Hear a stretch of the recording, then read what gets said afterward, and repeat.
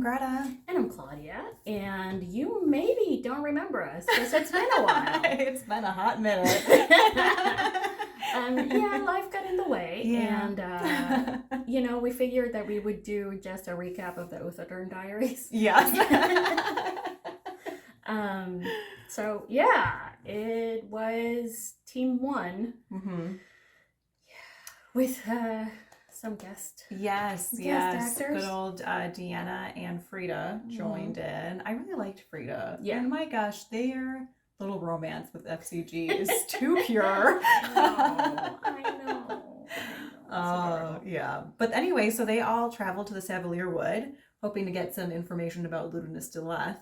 And I think this is probably the first time that we've seen, especially this part of the Savalier Wood, right? Yeah. In any of the campaigns.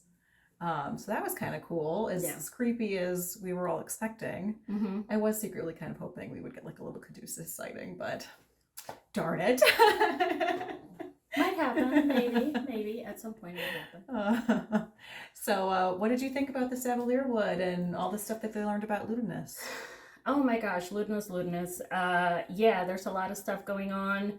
The more they learn, I think the more questions they have. Yeah.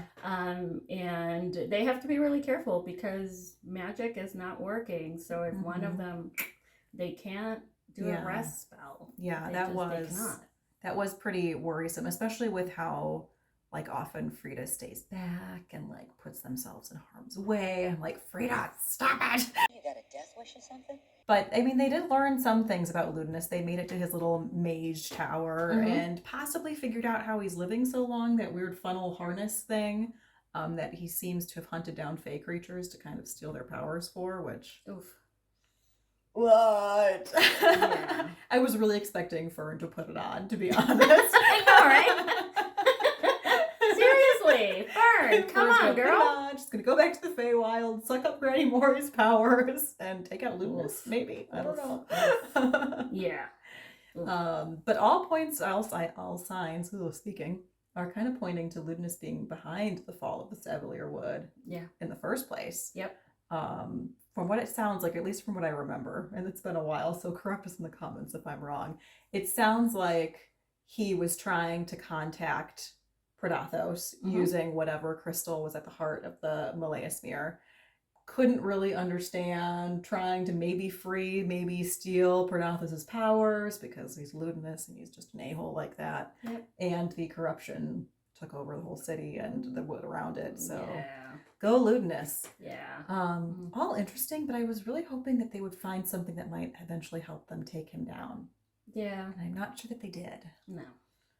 No, I think that might happen when they're together again with the other group. I don't know. We did get to spend a lot of time with Deanna and Chatney, reliving the glory days of their love.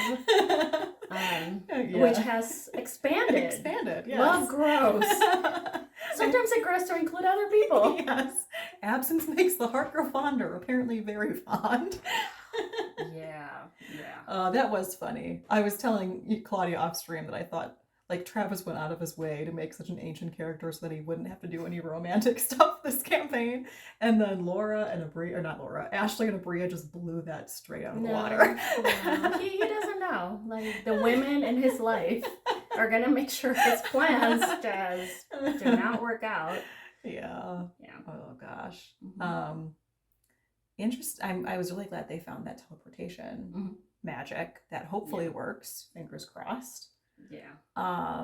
Yeah. Oh, what did you think about the gods kind of actually making contact? Yeah. That was crazy. Yeah. Yeah, I mean, I think we've had encounters with the Dawnfather in previous campaigns, but it was kind of cool to see the imagery associated with the Changebringer. Yeah. And things look like they're really freaked out, if not actively under attack already. Yeah. Very scared.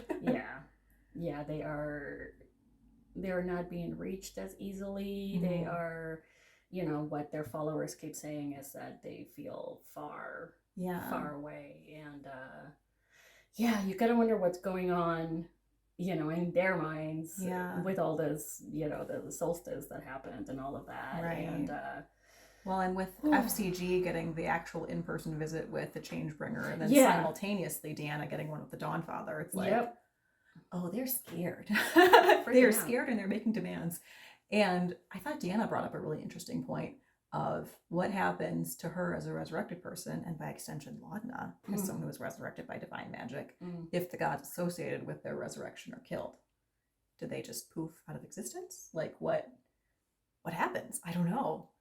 That should be an interesting point. Yeah, I would say, well, hopefully not. I Yeah. mean, what is done is done. Yeah. I don't think one of the gods Is like dying actively sustaining them. would, Okay. everything would be real. But I mean, what do I know? I don't know anything. Just I'm questioning what my character has, because she's a Dampier. She's a half vampire, and her dad is a bad guy in that game, and she doesn't know if she kills her dad, her sire, is she gone? Is she destroyed as well? Does she become mortal? Like, how far does the transitive property right? It's like, thanks for the DNA, but that's about it. Yeah. I don't know. It's interesting.